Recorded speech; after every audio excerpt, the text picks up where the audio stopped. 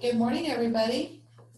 Welcome to One Water for Texas, Exploring Benefits and Lessons Learned. This is our third webinar in a four-part series. Our goal of this series is to share information about One Water, or integrated water, as many people call it, with our colleagues and communities in Texas, and to learn from cities that are embarking on the One Water process or already in the implementation stages. My name is Jennifer Walker. I'm with the National Wildlife Federation, and I will be your host today, like all the other days that we've done this webinar. We have a lot to cover, so we're going to jump right into things. Here is our agenda for the day. We're going to hear from three different folks from case studies and from describing examples of their work: St. Johns County, Florida, Georgia Tech, and from Austin, Texas. We are going to have a Q&A with presenters, and then we will have just a very, very quick wrap up. First, a few logistics. The webinar is going to be 60 minutes in length with 10 to 15 minutes for Q&A included at the end. You can listen to the audio through your computer speakers or via the telephone. All webinar participants are muted, but we really want to hear from you. So please type your questions into the Q&A panel. This can be accessed by clicking on the little Q&A symbol at the bottom of the Zoom screen. We'll be monitoring your questions and we'll answer as many as we can during the Q&A period. We have a very interesting and jam-packed program this morning. We're going to hear from two very different communities and how they plan for the future using an integrated water resource planning framework. And we're also going to hear from our colleagues, Aaron and Drew, as they describe some of the projects they've been working on. They're building the buildings of the future that will maximize use of water and even make water. I want to just tell you a little bit about each of our speakers before we get started. Bill Young is the Director of Utilities in St. Johns County, Florida. He was appointed to this position by the County Commission in 1998. He has over the past 20 years, he and his staff have successfully dealt with many challenges inherent to being one of the country's fastest growing counties. Aaron English is based in Santa Fe, New Mexico, and is a senior engineer at Biohabitats Incorporated. Aaron brings 15 years of engineering experience to her work in innovative water master planning, wastewater treatment, stormwater treatment, and water reuse projects. Our portfolio includes wastewater treatment systems of various scales at Hassalo on 8th, which we'll hear about today, the Sidwell Friends School, Boy Scouts in America's Bechtel Summit Reserve, and the Omega Institute for Sustainable Living in New York. Drew Cutright is the project manager in the Office of the Executive Vice President of Administration and Finance at Georgia Institute of Technology. Her role includes managing a variety of environmental planning projects on Georgia Tech's campus, including the outreach and regulatory components of the Candida building for the innovative sustainable design. Marisa Flores Gonzalez is a program manager with Austin Water's Systems Planning Division. Marisa has experience working in local government and utilities and has spanned multiple areas in water supply, water distribution, wastewater collection, and stormwater management planning. And finally, Teresa Lutz manages Austin Water's Systems Planning Division. This is a division of engineers and planning staff responsible for the wide range of water and wastewater system planning functions. Ms. Lutz has been with Austin Water for more than 33 years and has managed the Systems Planning Division since 2004. And behind the scenes, we have Ruth E. Redmond from Sierra Club and Lizzie Jesperson from National Wildlife Federation. They'll be making sure that things are running okay and monitoring the questions as they come in. Ruthie, Lizzie, and I work together on the Texas Living Waters Project.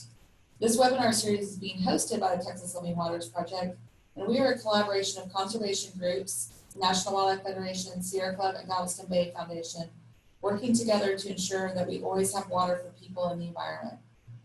In order to accomplish this goal, we must expand how we plan for and use water in our communities, and that's why we're holding these webinars, to learn more about how water is being planned for. So this series is also made possible by support from the Mitchell Foundation, and we're really grateful for their continuing support on this matter. So we're going to jump right into the presentations. We have 3 to go, and I encourage folks to put their questions in the Q&A panel where we keep track of them as we go. But let's go ahead and get started with our first presentation from Bill Young from St. Johns County, Florida. Thank you very much. I'm very happy to be here, and I appreciate the invitation to speak today. We do have some interesting challenges in St. Johns County, which I'll touch on in a minute. As was mentioned in my bio, we are one of the fastest growing counties in the country with the tremendous growth rate we've been putting up with for about the last 25 years. Next slide, please. So what I want to talk about in the next 15 minutes or so is just a quick background and overview of our utility, and then dig into a little more about the details of integrated water resource planning, which was a process we underwent. It was very successful for St. Johns County just a couple of years ago. The public outreach that was involved in that, and then plan highlights that came out of that process, benefits to those projects, lessons learned from the IWRP process, and then lastly, I want to focus on implementation of projects that we are actually undergoing. Next, please. So obviously, water is essential to grow an economy and quality of life. It's big here. Our economic development is very major commitment on the part of St. Johns County. One of the first calls we get is, do we have the water and wastewater to treat that? I should also probably add that because we're such a fast-growing county, we get a lot of pressure. There's a lot of people that don't want us to find answers. They would be very happy if we could just say there's not enough water to supply growth for the future, but that's not our job. And as somebody who was born and raised here and raised my kids here, I'm a little conflicted, to be honest with you, sometimes, because we are finding answers, but we're finding answers that are environmentally responsible. And so that's the key, and that's what we tell our staff. There's answers out there, we need to find them. And so that's what IWRP helped us with. We know that our traditional groundwater supplies are limited, as they are everywhere. And then so we saw a need for an integrated plan to look at the current and the future water demands to make sure that we had a sustainable future. Next, please. A little bit about St. Johns County. We provide water, wastewater, and reuse water to over 100,000 people. We do that with 9 water treatment plants, serving about 12 million gallons per day currently, and about 7 million gallons a day of wastewater treatment. Of that, I should mention we're at about 40% of beneficial reclaimed water utilization out of wastewater plants. We are in the Northeast, as I said, right below Jacksonville, and we actually have higher. Duval County and Jacksonville is a much larger county and more populated county, but our growth is way beyond theirs. So we're kind of a bedroom community. We have a great school system, and it's very attractive to new residents. Next, please. Here's a quick look at our BEBR, or our agency population projections for the next year. This is you see us at our population served a little over 130,000 people, and it gets close to doubling by the year 2045. So that's what we're encountering, and we wanted to take an in-depth look at, are we gonna have the water to be there at the year 2040, 2045. Next, please. So what is it about integrated water resource plan that was attractive to us? We wanted something that would provide a roadmap, as I mentioned, for both short-term and long-term solutions. We want to ensure reliability with cost-effective and diversified sources of supply. The rates and the rate impacts to our customers is critical, as you would imagine. As I said, many of us were born and raised here, so the water quality in our lakes and ponds is critical to us. That's where we raise our kids and fish and water ski. So water quality was certainly a #1 criteria that we looked at. We want to operate all our facilities optimal manner, as we always try to do. Again, rate impacts can be impacted. We want to protect the natural environment always, and we want to form and collaborate with stakeholders. This was a newer approach. As I've said before, classically, what we would do for our CIP, our capital improvement plan, our long-term planning, would just get a bunch of our engineers in a back room with a map, and they come out a day later, and here's our plan. And so we didn't want to do it that way anymore. I mean, that served us fairly well, but we thought it was time, and it was critical enough to include all the stakeholders in our area in a very, very transparent process. And we also want to maintain consistency with the regional water supply plans. Again, we're a partner in a regional approach of other utilities, so we didn't want to act or work in a silo by ourselves. Next, please. So a little bit about integrated water resource planning. It is a strategic document for our utility. As I mentioned, we want to break down silos and look at things differently, look at interrelationships with our neighbors and with departments even within our own county, like Public Works, which is separate from utilities. We want to show trade-offs between the different alternatives and put a valuation method in there to determine which projects make the most sense. And with that, you consider risk and uncertainty. And we want to make a plan that's adaptive to change. Next, please. Just some common terms that you may hear, or as you look into IWRP, obviously one of the main ones is objectives. What are your objectives? That's the major goals of your plan. And then there's a lot of talk about performance measures. What gets measured gets done. What are those metrics that we use to assess how well an objective is being achieved? And options, obviously, options are the individual projects or management measures or activities that you undergo. And then alternatives are the combinations of options that best meet the objectives and will be evaluated against those metrics. Next, please. So within objectives, there's different within the things that we look at under objectives are reliability, obviously a key criteria, provide dependable water supply. I mentioned cost. Cost really drives everything here. We look at it as a foundation of a healthy utility, as our financial strength. Implementation, how easy are they to implement? Are they permittable? All those things need to be looked at as you weigh out projects. Are they acceptable to your customers? And then environmental, along with financial strength, the environmental stewardship role of our utility is key. So we want to make sure we minimize ecological impacts with any option that we choose. Water quality, by the same token, we want to reduce nutrients to receiving waters and protect groundwater quality. Next, please. So just a quick slide to show, where we weighted things. This could be catered to your utility or to anybody who undergoes this process. Just a quick show that, we split it between reliability, cost, implementation, environmental, and water quality. And within those are separate weights that you can, or performance metrics that you can use to look at the value and importance of those different objectives. Next, please. So what kind of projects are we looking at? What kind of options does St. Johns County have? And there's different categories of those options. First of all, we look at, wells and water treatment, interconnects between our different well fields, which you'll see a little bit more on later, which was a critical move for us.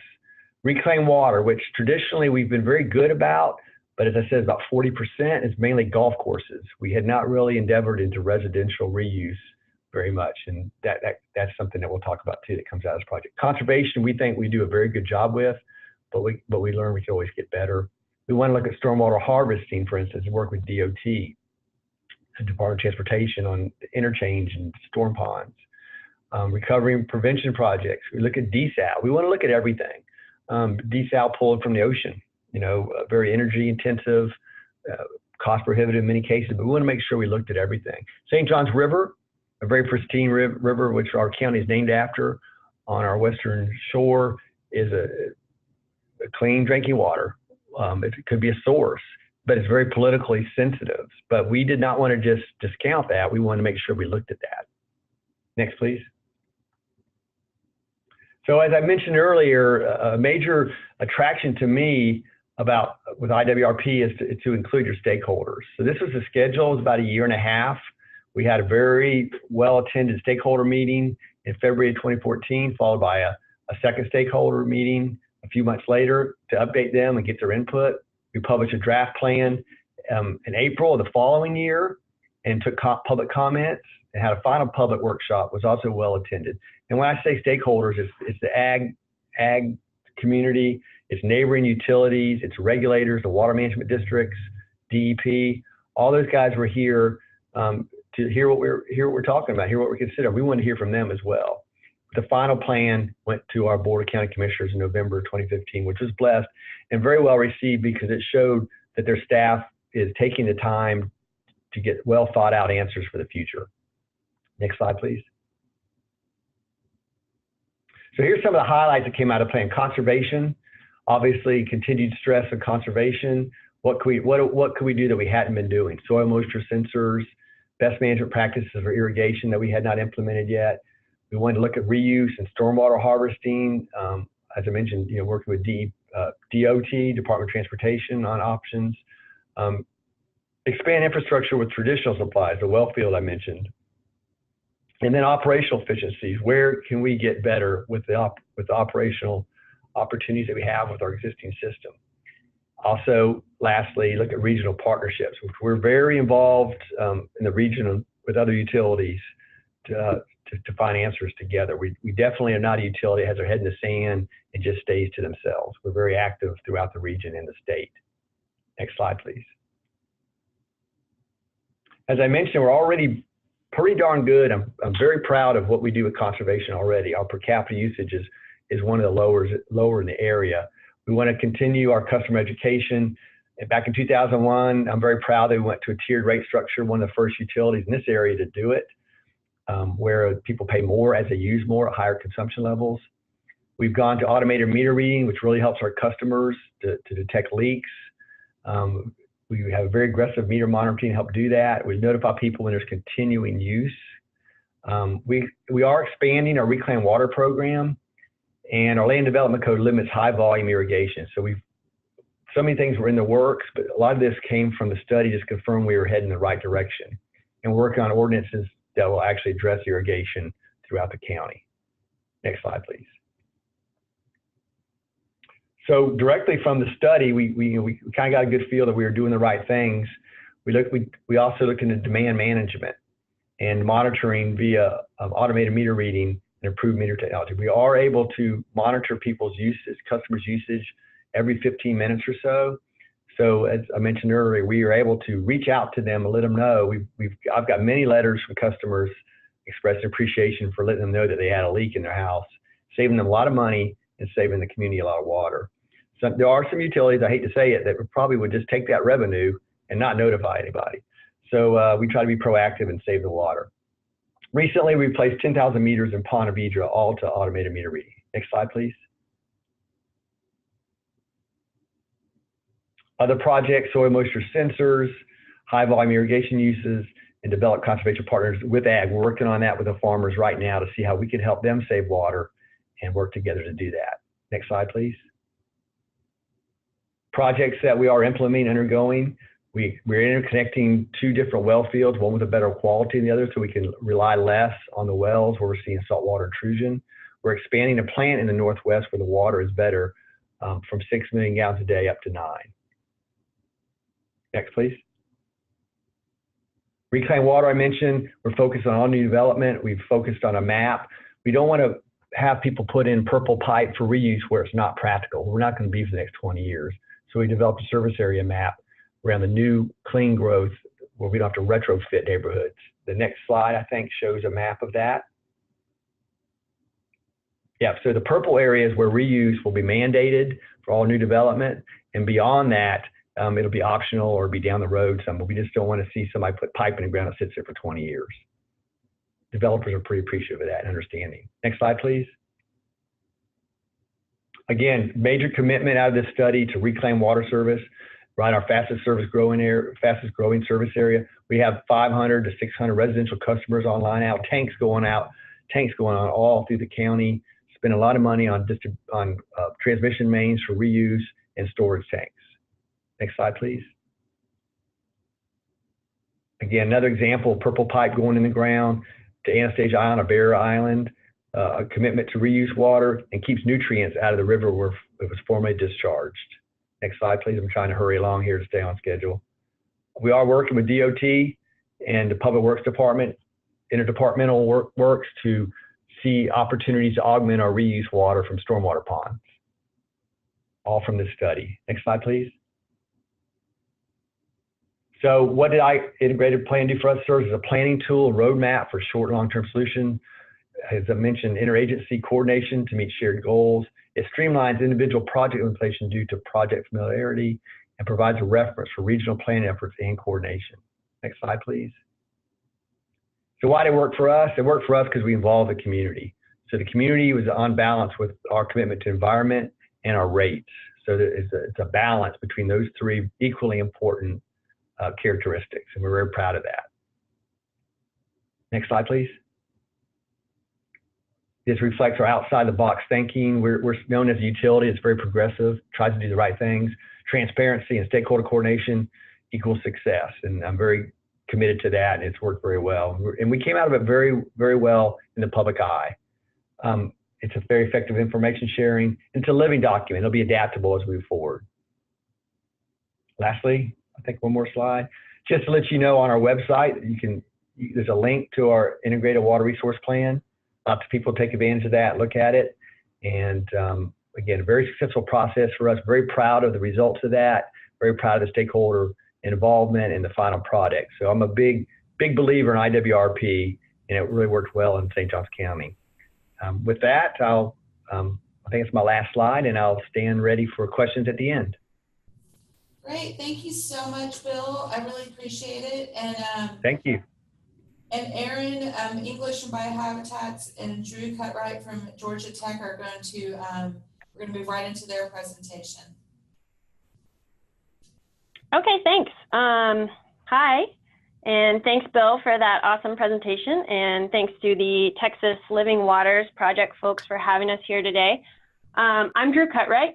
I'm a project manager primarily focused on sustainability initiatives at Georgia Tech. We're a university in Atlanta, Georgia, with about 25,000 students. And I'm co-presenting with Erin English, who is a senior engineer at Biohabitats. She is based out of Santa Fe, and she's a partner in one of our projects at Georgia Tech. So to give you an overview of just kind of the flow of our presentation, I'm going to very briefly touch upon Georgia Tech's 25-year stormwater management plan. And then I'm going to go into two examples of implementation of that plan. One's at a campus scale, and that's called the Eco Commons. And the next one is at a building level, and that is the Candida Building for Innovative Sustainable Design, which I am going to call the Candida Building because it's kind of a mouthful. But this project is relevant to the conversation today because of the water systems in the building and on site. And Erin is really going to dig into those a little bit and hopefully correct any misinformation that I spread in the first half of the presentation. She's also going to provide a case study of an eco-district project that she's working on in Portland, Oregon, called Hassalo on 8th. So really we're looking at kind of scalability of these different concepts in action. Next slide, please. Okay, so I wanted to start out with a little bit of regional context for Georgia Tech. Our campus is about 400 acres, and it's in the middle of downtown Atlanta. About 45% of our campus falls within the Chattahoochee River Basin. And the Chattahoochee River Basin extends into Alabama and Florida and ultimately flows into the Gulf of Mexico. And I'm sure that many of you have heard about the ongoing water wars between these three states over use of water in this basin. Atlanta is in some ways in a fortunate position of being upstream, but we're also in a position of responsibility. So as a large landholder and anchor institution in Atlanta, we're really in a unique position to make an impact in water use and management. The City of Atlanta has comprehensive regulation on stormwater management, but we felt compelled to go above and beyond what the regulation requires. And as a side note, we have the highest water and sewer fees in the country, so there is another impetus for you. Next slide, please. Okay, so I won't read all of this off, but I did just really want to briefly touch on our stormwater management plan, which uses 2013 as its baseline, and it's a 25-year plan. It's broken down into 8 phases of projects at the campus and building level, and our main goals there are reducing stormwater runoff by 50% and potable water usage by 40%. So what does that look like in terms of implementation? Next slide, please. Okay, so at a campus scale, our kind of crown jewel concept is something that we're calling the Eco Commons. And the goal of the Eco Commons is to connect our existing green space and also to create additional green space and form this 80-acre ring that will serve as stormwater management infrastructure, also as recreation space, and also as wildlife corridor. Next slide, please. Okay, and part of that concept of the Eco Commons, of that ring of green space, is recovering some of the stream beds that we've either buried or rerouted through previous development. We have made a few mistakes in the past. And these photos are outside of the Crone Engineered Biosystems building, and it shows some of the early development stages of the Eco Commons concept. All right, next slide, please. Okay, so on the potable water side of this plan, we know that our built environment is the largest user of potable water and obviously integral to stormwater management as well. And so how we design our buildings and the landscapes around them has become part of our stormwater management plan, and it's incredibly important to the success of this plan. The small blue box here that's kind of zoomed in on in our master plans was identified just as future building.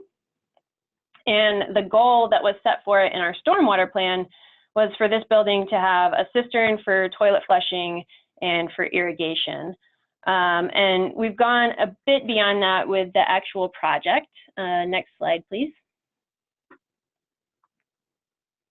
Okay, so this project, the Candida Building for Innovative Sustainable Design, named after the funder, or the Candida Building, is currently under construction. Yay. It's a 40,000 square foot classroom and lab building. And it was made possible by a gift from the Candida Fund, which is a philanthropic organization based in Atlanta.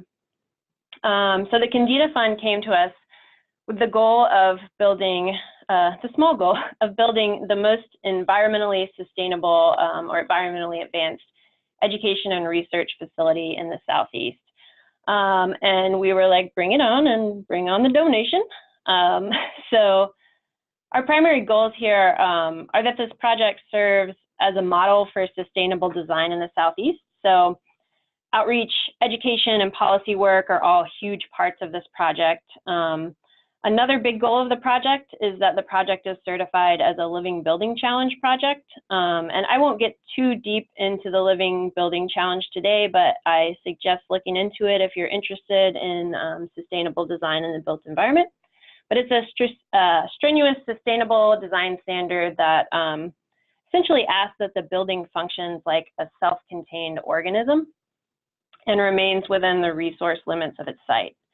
So the building, once it's complete, is going to produce more renewable energy than it uses and collect, treat, and reuse all the water on site, which Erin will get into in more detail. Living Building Challenge is a holistic rating standard, and it also incorporates concepts like beauty and equity into the requirements, in addition to some of the things that you hear about more frequently in sustainable design, like energy, water, materials, all that kind of stuff. So next slide, please. So I know I hit on all of these things very quickly and briefly. I am more than happy to talk to folks afterward or reach out. There's a lot of information on our website about this project, livingbuilding.gatech.edu. Candida Fund, the funder, also has a blog about the project in the spirit of transparency, talking through kind of how some of our processes went and some of the discoveries that we've made in the process. So definitely recommend visiting those sites. And I am going to turn it over to Erin. Great, thank you, Drew. This is Erin English with Biohabitats.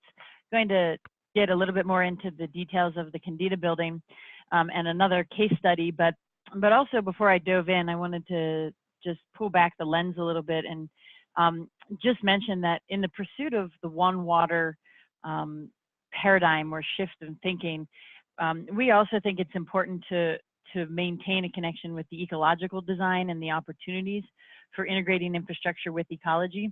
This image is from the Sidwell Friends School.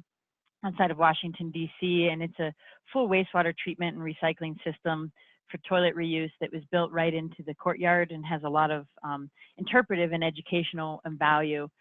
We believe that it is possible to, in some cases, find inspiration in the way that we design our infrastructure so that people become more engaged with it. So the Kendeda building has a net positive water strategy approach. As Drew mentioned, that's one of the requirements of meeting the Living Building Challenge. And that basically means you need to respect the water cycle as such that you are able to harvest or produce as much water, if not more water, than you actually spend on operating and occupying the building. And so at the Kendeda building, we were able to achieve a 70 to 80% reduction in the amount of water needed to support the building by going with a composting toilet strategy and then harvesting and reusing all of the water generated on site. And so the composting toilets take care of the flushing demand, which takes off the table a major amount of water use. The gray water treatment system is a constructed wetland that provides on-site recharge of clean filtered water. All the rainwater from the roof is harvested and actually filtered into potable water for domestic uses for drinking. That's being permitted through the state. And then we're harvesting condensate also for landscape irrigation and managing stormwater really holistically on the site. This diagram that I'm showing here illustrates a little bit of the opportunities for loops and for connecting and interconnecting water supplies. And so in pursuit of a one water or a smart water strategy, part of the goal there is to find what water supplies you have on site and then match them with the appropriate uses. And so through some very extensive water balance modeling, we were able to find a way to balance this site so that we were matching appropriate supplies with uses. One of the strategies was that to be able to be resilient and truly regenerative in the Southeast, this building was going to need to have a massive amount of water storage for potable, to be able to span drought periods and provide water even when it's dry. So we have a 60,000 gallon cistern in the basement. And this kind of thing where we're investing in storage once allows for longer term sustainability and resiliency. That's what we're finding more and more frequently when we're looking at these kind of decentralized water strategies where we're working at a smaller scale than the municipal. I wanted to just touch briefly also on a slightly expanded scale at the district scale beyond a single building. And this specifically is an eco-district project in Portland, Oregon, on the east side of the river called Haslow on 8th. It's a urban infill project that took an existing parking lot and office tower and put 3 new residential towers with some retail space and then 1,200 underground parking stalls onto this site. And a water strategy was hatched to be able to actually treat and recycle all of the wastewater generated on site and the majority of the stormwater generated on site, and to do so in a way that puts all of that infrastructure right in the public walkway that spans the 4 buildings, the 4 blocks, that's dubbed Water Street. And so there's extensive stormwater and wastewater treatment, 1 whole block dedicated to wastewater, 1 whole block dedicated to stormwater. The wastewater system is nicknamed NORM for Natural Organic Recycling Machine. That nickname came from the contractors and the owners as they were building this system that we designed for them quite lovingly. NORM also has a Twitter account at Portland NORM where we're able to talk about wastewater. So NORM basically takes all of the black and gray water generated from the 4 buildings, provides primary treatment, trickling filters, a series of different types of treatment wetlands, mostly drain fill and wood chip wetlands, and then microfiltration, disinfection, and reuse for primarily irrigation and toilets. And we are able to actually recharge groundwater through a dry well. This is an image of NORM. From above, the entire treatment system is underlaying this kind of walking deck. And you can see the constructed wetland cells, and the red towers are the trickling filters. So the owner, the developer, endeavored to do this because they were able to substantially reduce their sewage discharge fees and received a credit from the city as such. They're also able to provide their own long-term stabilized cost on-site recycled water supply for the 660 residential apartments that are mostly in rental here. They were able to attract attention and tenants because they were able to enhance their public green space, and they also educate residents, staff, and visitors along the way. So NORM has a number of different components that you walk right over. As I said, all of these cells are 12 to 14 feet deep under the into the parking deck beneath, and with this bridge spanned over top of them. A couple images here. This is the mechanical guts of the system, NORM's underbelly, if you will, in the parking garage where we are, producing the final end of the Class A reuse standard and repressurizing this to go back up into all of the buildings. There's also, as I mentioned before, a pretty amazing stormwater feature. So this is the other city block, where we have a 60,000 gallon rainwater harvesting cistern that harvests from most of the non-green roof spaces and then recirculates that water through this water feature that people actually walk over to get into their units. And then there's a series of other little smaller water features like on the right here that just remind people of that connection to water in the urban setting. And then, any other unused stormwater is mostly treated on site with various BMPs. And then there is a final discharge if it gets through all of that to the offsite. That's it for me. Thank you. All right, great. Thanks a lot. That was really interesting. I have lots of questions about all these places. It looks really interesting, and things like that we don't normally see in developments here in Texas and elsewhere. So thanks for sharing just a little bit of that with us. Next, we have Teresa Lutz and Marisa Flores Gonzalez from Austin Water talking about Austin's integrated water resource plan that they're putting together. This is in the final stages of development. And Marisa and Teresa, if you'll go ahead and start sharing your screen, and then we can go ahead and get started. Okay, thank you very much. We appreciate the opportunity to talk with you today. We want to talk a little bit about our integrated water resource plan process. It's called Water Forward.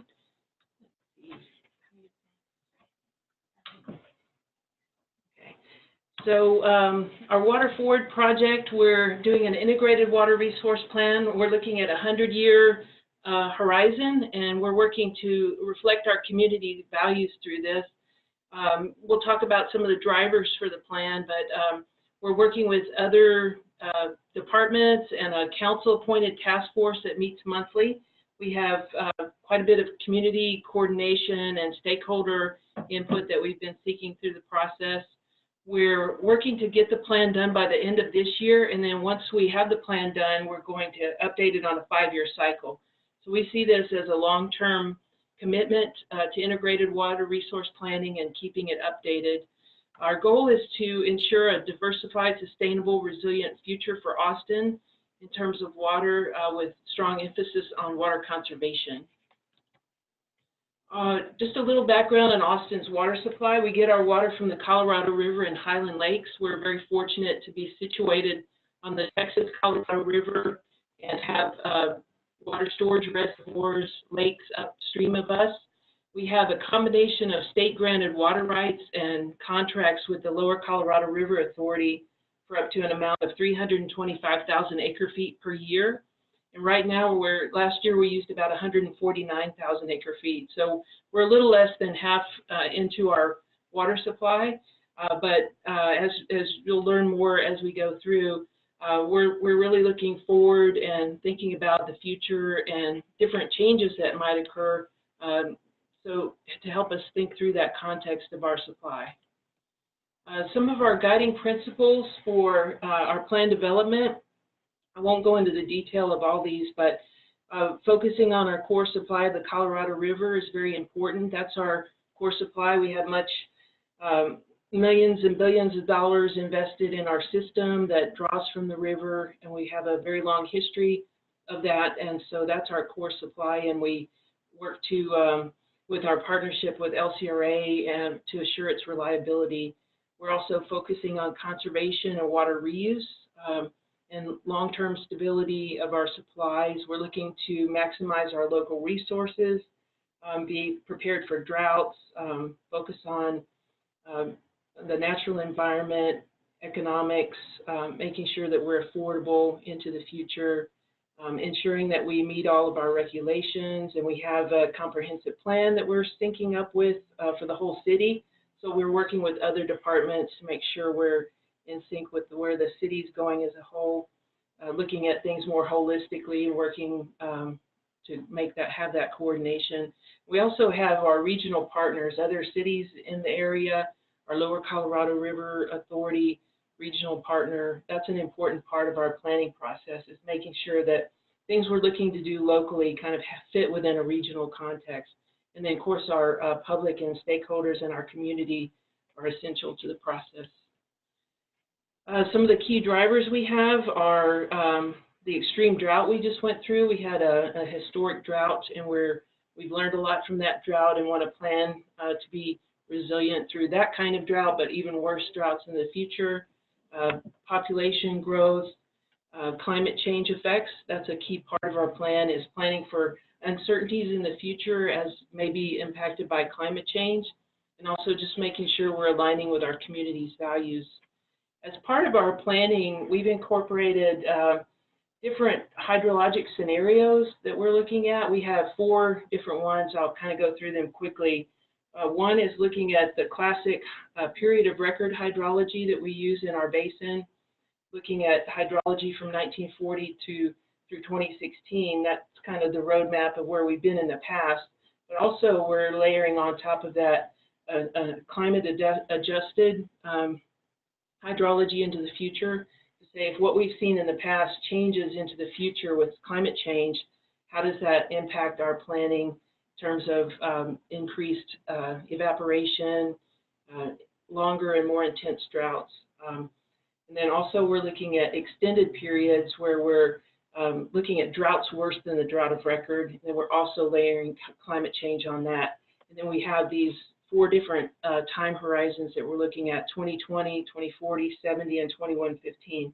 So we're looking at a range of possible futures in our planning. So we think there's a lot of value in that as we look forward into the future to help us be adaptable for the future. Here's a kind of an overview of our planning process. We've worked through the steps of developing the methodology, looking at the different options that we may have, and then characterizing them in terms of yield and availability, cost, things like that. Then looking at developing portfolios where we take combinations of options to meet our needs that we've identified in different combinations that have themes. Then we've gone through the process of scoring those based on criteria that we developed in harmony with our community, and then developed our plan recommendations. So that's the stage we're in now, we've developed our draft plan recommendations and are nearing the completion of the plan. We've heard quite a bit from our community. We've had over 80 community group events that we've attended and provided information about our planning process. We've had 5 public workshops across the course of our 3-year project, essentially 2 to 3 year project. And then we have collected quite a bit of information. Some of it kind of boils down to the overarching important thing is clean, safe drinking water for our community. That's kind of the overarching theme. And within that, water supply reliability, conservation of resources, cost and affordability, and environmental stewardship are the key themes that have come out and continue to be part of our the input that we've received from our community. I'd like to hand it off now to Marisa Flores Gonzalez to carry on. So similarly to St. John's in our integrated water resource planning process, we looked at several different objectives and ways. We're evaluating our portfolios to make sure that we could meet a balanced kind of a balanced outcome from all of those objectives. So this graphic shows the various portfolios that we looked at, and some of these portfolios were derived to achieve kind of the maximum benefit for a single objective. And then later on in the process, we developed several hybrids that we're trying to pull from the best elements of those initially developed portfolios. After scoring all of our portfolios against our different objectives and metrics, we came out with one of our hybrids being the top performing portfolio. That portfolio forms the basis for our draft plan recommendations. So we're at a point in the process where we're developing those. We've got those recommendations, and we're developing a draft plan report, and we're moving towards kind of the final phases of this project. In those draft plan recommendations, we have some demand management options. You'll see those on the left, and we also have some supply options. Along the bottom, we've got a bucket that encompasses both demand management and supply options, and we call those our decentralized options. And those include things like alternative water at the lot scale, so things like rainwater, stormwater harvesting, or blackwater reuse, as well as reuse or harvesting of alternative waters at the community or district scale. We also want to note that these options are in addition to our city's current core water resources, to include our Colorado River supply, and building on and getting the maximum amount of benefit from our current reclaim water program and conservation program. So some of the benefits that we think this plan will provide include supply diversification and resilience. We have our current core supply, and we think that these potential future sources of water, as well as potential future conservation programs, will contribute to ensuring a sustainable and resilient water future for our community. That will include things like these alternative water sources, as well as storage options like aquifer storage and recovery, or a potential new off-channel reservoir out into the future. We think that this plan strengthens our drought resilience and planning for climate change. So storage options will increase our ability to store water during wet periods. We'd be able to pull from our perhaps excess run-of-river rights, store that water in something like an aquifer storage and recovery facility, and then pull that water back out to be used during drought times.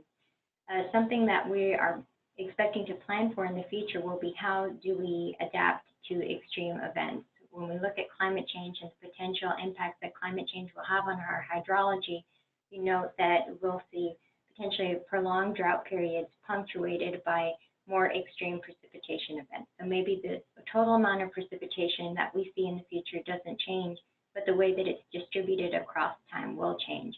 So that'll be something that we have to look at in the future. What does that mean from a planning perspective? What does that mean from an infrastructure perspective? And how can we make sure that we're mitigating the impacts from those extreme precipitation events, floodwaters, and potentially utilizing those floodwaters for potential supplies in the future.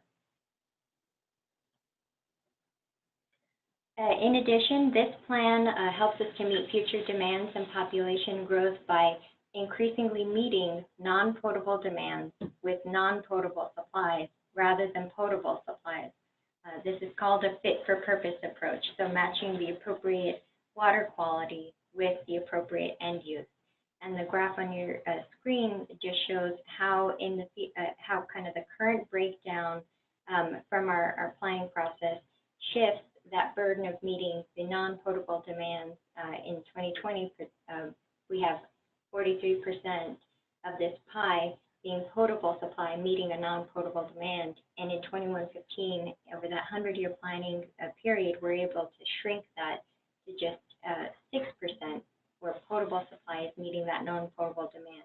Increasingly in the future, we both decrease the amount of non-potable supply that is necessary, and also better match the non-potable supply with that non-potable demand. We also will be stretching our current supplies with the strong amount of conservation and demand management that we're planning for the future. So that includes strategies like AMI, advanced metering infrastructure, where we'll be able to identify potential leaks or other opportunities where our customers can manage their water bills and be more water efficient. Also, incentives and ordinances where we can transform landscapes to landscapes that are more native and adaptable and able to manage drought and survive and thrive through drought. And also a strategy that we call development-focused benchmarking and budgeting, where we'll be able to use the kind of information that we get from AMI to set benchmarks or targets that we can encourage or potentially in the future require our community to meet in order to be as water efficient as possible. We, with this plan, are maximizing our local water sources. So kind of holistically, with all of the different strategies that we've identified, for example, indirect potable reuse, or reclaim strategies, or brackish desal, utilizing locally available brackish water and treating that to be able to meet potable demand, or our lot-scale alternative waters. We're trying to utilize these local water sources to be able to meet our future demands. And this is in alignment with a lot of feedback that we've heard from our community. And then finally, we are planning for climate change and uncertainties through adaptive management. So this adaptive management approach will enable us to respond to new information and changes as they arise. So after the plan is adopted, Austin Water will begin implementation of these strategies. We'll begin monitoring the performance of strategies and then potentially adapting our approach over time. And especially as we're updating this plan on a 5-year cycle. Near-term activities will include development of codes and ordinances, specifically development of dual plumbing and alternative water use ordinances, and we'll do that through an accompanying public stakeholder process, as well as the development of incentive programs targeting landscape transformation and irrigation efficiency. We'll also begin work on an aquifer storage and recovery pilot, as well as planning for indirect potable reuse projects. I also wanted to mention that our new City of Austin Planning and Development Center will include an on-site Blackwater reuse facility. This will be a pilot for Austin Water, and since it's going to be at our Planning and Development Center where the city has to go to be able to work through that development process, we're hoping that this can be a showcase project and really provide people with an idea of what's possible. So we really appreciate the opportunity to present and share with you some of what we're doing and some of what we plan to do, and wanted to provide our information. If you'd like to follow the process or want to see more about the plan recommendations, please visit our website. We'll be happy to answer any questions. Thank you. Thank you, Marisa and Teresa. That was great. We really appreciate it. We're going to move into the Q&A section now of this. We've got quite a few questions that have come in. I'm going to put this screen up with this diagram I found of Norm online, so you all can follow the loops. I liked what Aaron said, described one of the slides, or one of the diagrams as lots of opportunities for loops. So, and this as well. So Ruthie is going to go ahead and relay some of the questions to our presenters. So if all of our presenters, you've been muted most of this time, but you can go ahead and unmute so you can answer questions, and Ruthie will try to direct them specifically to you all. Okay, great. So the first question is for Georgia Tech, about Georgia Tech. Do you have a plan to ensure that facilities departments have the knowledge and resources to maintain all these unique systems for the Georgia Tech building as intended once it is finished and occupied? Okay, so this is Drew, obviously, since I'm the presenter from Georgia Tech. Great question. Short answer, yes. So we knew from the beginning that Living Building Challenge involved just as many operational changes as it did in design. So we have involved the operations and maintenance folks kind of from the beginning conversations to make sure that they were aware of kind of what was coming up. And some of these systems, we have positions in place that can handle them. We already have buildings that are partially powered by solar. This is our first one that's completely powered by solar. We have a cleaning department that has a robust green cleaning program, but we knew that we were going to have to change some of that. So we've been working with those departments individually. Obviously, with the water, this is a big change for us. We are looking at contracting these services out for the first year or two. And part of that contract is for whoever receives that contract to kind of work with our staff to train them up on these systems. It is a really unique system, I think, and Aaron can verify this. There's one other commercial building in the country that treats rainwater to potable for consumption. So we have one precedent to go off of, and we've been leaning on them heavily. Yeah. Okay. We have another question about the Georgia Tech building. Someone is saying that they expect a lot of roof runoff to be more than the drinking water demand because it's in Atlanta. So they're asking what is the % of this captured water overflows to stormwater, and how much of the stormwater can you actually infiltrate? I will take that one. This is Erin from Biohabitats. So absolutely, we harvest, well, there's more water that runs off that roof than we can possibly use in some years. Absolutely true. And so that water is shed from the roof, overflows from the cistern, and is handled in a really extensive on-site stormwater management system with multiple infiltration zones and locations. We will only discharge downstream in like the largest of storms, and so it is mostly handled on site. The cistern itself is quite large because we have periods of extended drought that we need to span. And so in terms of we ran a 30-year daily model to understand how much is harvested, how much is reused, and that number does vary, but we're only using a portion. I think it's about 40% of the annual rainfall that hits that roof. But you have to, from a resilient perspective, you have to maximize the roof catchment area and the storage to be able to accommodate potential future years of extreme drought. Great, thank you. So we're moving on to the Hassalo building at Portland. What is the water balance in the green roofs at Hassalo? And is there runoff under the typical Portland rainfall regime? And where does that go, if so? Okay, I'm not sure I totally understand the question. The green roofs cover a substantial portion of the building roofs. Those roofs are not connected to the on-site cistern, but instead are connected to downstream additional stormwater BMPs before flowing over into the storm sewer on site from the site. So there is a connection here to the storm sewer, but there's extensive green infrastructure BMPs at multiple levels from the roof all the way down to the streetscape that are filtering from a water quality perspective and quantity perspective before it discharges to the storm sewer. Great, thank you. We have a question about lot scale reuse.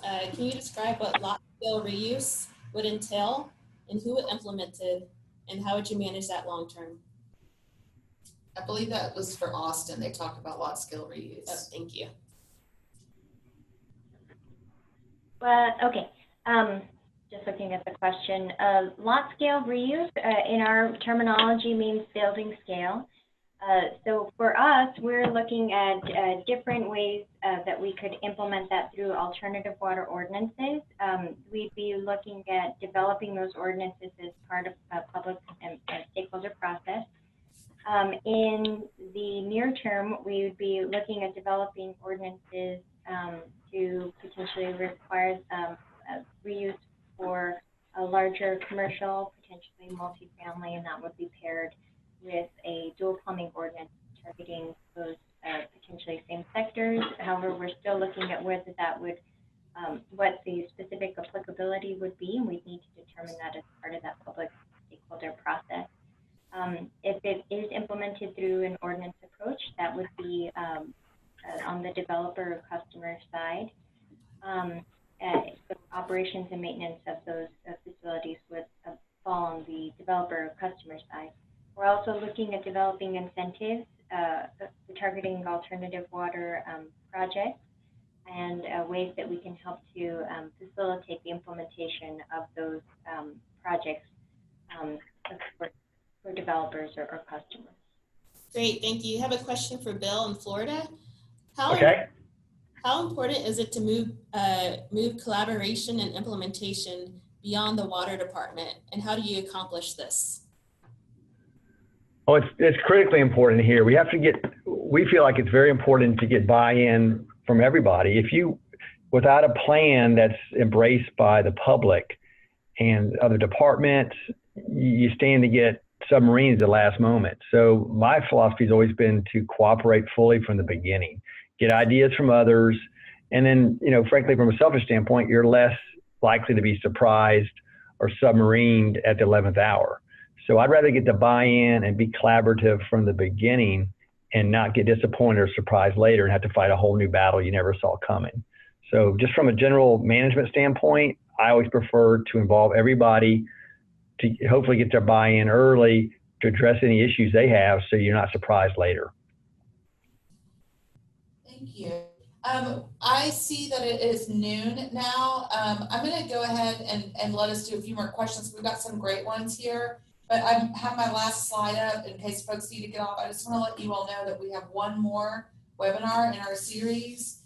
This one is a One Water deep dive. We've got some really great national experts on One Water and implementation, and we've got a couple more we're trying to get on. So I really hope that you all will join us next in 2 weeks and bring your questions. And of course, we're going to post all this online. We'll be sending you out a link. But and I wanted to make sure and to thank Bill, Aaron, Drew, Teresa, and Marisa for being a main act today, and then Ruthie and Lizzie for running things behind the scenes. We're going to go ahead and do a few more questions if our speakers could stay online for like 5 more minutes because we have a couple good ones. And folks have to go. Thanks for being here. Okay, great. This one's for Aaron. As an engineer that's working with various communities across the country on their One Water strategies, what are some of the most common barriers to implementing One Water strategies that you've seen? Great question. So I would say off the top, the biggest barrier is cost and the ability to recover the investment that's made in kind of decentralized or large-scale water infrastructure. With the exception of a few communities where water rates are very high, the payback period for these investments is usually in the multiples of years, 5, 10 years, sometimes more. And so some people are reluctant to take that leap. However, there are a few situations and cases where the municipalities or the water utilities have started to recognize that they need to come to the table with some incentives or breaks or understanding about how they can be helpful in reducing the fee burden on the developer or the owner or the client.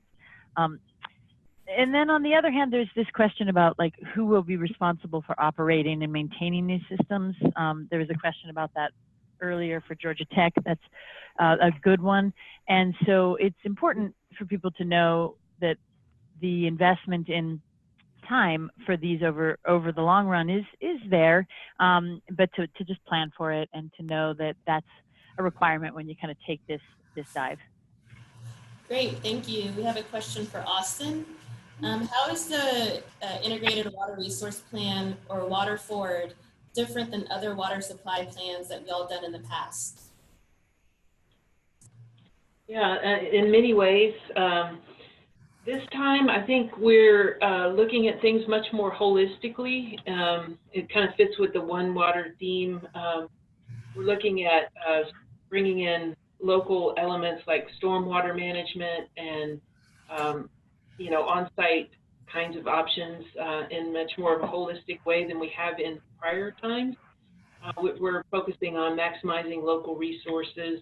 We're also, a really key part of it is looking at those 4 different hydrologies into the future, where we're looking at not just the classic period of record hydrology that's occurred in the past and what if that were to repeat itself into the future, but looking at droughts worse than we've seen, and kind of simulating that to see what kind of effects droughts worse than we've seen would have on the future, so we could be prepared to be more resilient. And then also looking at climate change impacts. That's a very different approach, and we think it's extremely valuable that we've been able to look at those different possible futures with all the uncertainties that we have, and how connected our water supply is to the climate and our water supplies locally.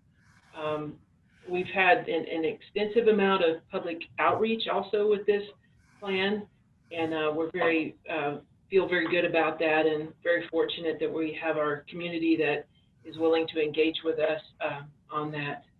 And we've also extended the timeline. We've gone out 100 years, and we haven't done that before, but we think, again, that's very valuable to kind of, we have short-term needs. We're looking at 2020 and 2040. We're really focusing on that primarily for the implementation next steps early on. But we're also have been able to look very far out into the future to think about, what could happen. There are a lot of uncertainties in the future, but we're planning to look at, what we may need to adapt to, and some of that may take a long runway. And so looking at 100 years has been very valuable for us. Great, thank you. Another question for Austin. What is the lake evaporation suppression? So, so we're looking at an off-channel reservoir as one of our longer-term strategies, and there are some products out there that would allow for suppressing lake evaporation. If we were to create a new local water supply reservoir, like an off-channel kind of reservoir where you build up like a berm around a depression and build up an off-channel reservoir, that would be the concept.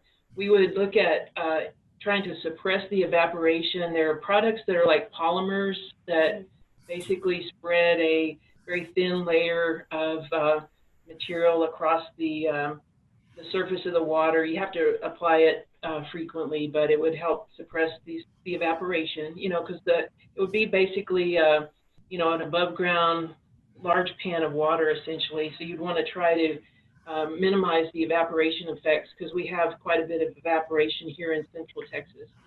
And then there are a lot of other approaches. You could put like plastic balls across the surface, but the primary, or the purpose of this lake, this reservoir, would be to store water for municipal purposes. So we try to do everything we could to keep as much of that water here locally as possible. Great, thank you. And this question can go to whoever wants to answer it. It's for OneWater projects that are either new or innovative, what's the process to work with regulators to get those projects implemented?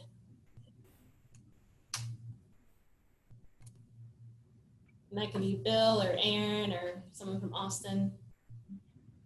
Well, I'll answer that from St. Johns County's perspective. We have a very, we've worked on a very good relationship with the regulators, with DEP and Water Management District.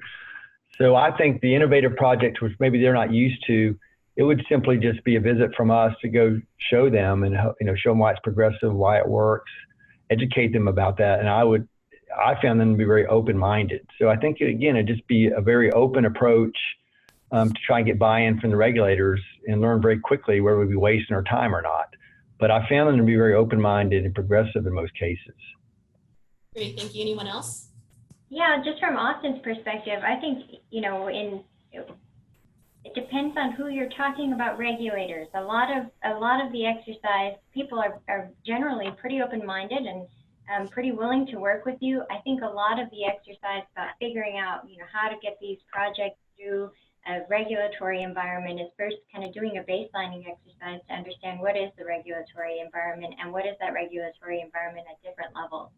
So from a local level to a state level, what are federal regulations that are overlaying on top of that?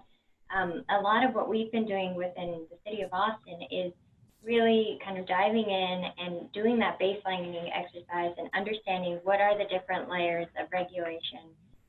How would a specific project go through those different layers? A lot of things are already allowed but people feel like they can't do those projects because it's difficult to understand how projects move through those different layers of regulation. So we've been working on trying to daylight a lot of what that process entails and making it clear. And then identifying, are there any gaps? Oftentimes there aren't really gaps that we may think there are, or sometimes the gaps are fairly minor, and we'll be able to address those through future projects and working with our partners in the regulatory environment. Great, thank you. Did anyone else want to take a stab at that? Yeah, this is Erin. That's such a key part of the process. And as the other folks have mentioned, we found most regulatory folks to be pretty open-minded. And if you approach them early from a designer's perspective or an engineer's perspective, early and often, that's really important. And then if you're able to help show them some other examples that are becoming more and more common from elsewhere in the country, and providing them with some concrete guidance, like Texas, for example, has great guidance for producing potable water from rooftop rainwater harvesting. So we provided that for the folks in Georgia to be able to review. And so there's opportunities to, share knowledge and information with a group of people who I think are interested and ready in general terms for these kinds of new challenges. Thank you. Thank you all. That was our last question. I appreciate everybody sticking around for 10 extra minutes. That last question is especially important. Maybe we can post some of those resources or guides and some links to them. I know Austin has just recently put together some guidance for single family and commercial residences to do non-potable reuse on their properties. And I think putting together frameworks like that is really helpful to folks. So I really appreciate everybody being here. We're going to get this stuff posted probably in the next 24 hours here and send out a link. I want to thank all of our speakers and sharing your time, and everyone have a really great day. Thanks. Hey, thanks for having us. Thank Thank you. you. Thank you. Thank you very much. Bye.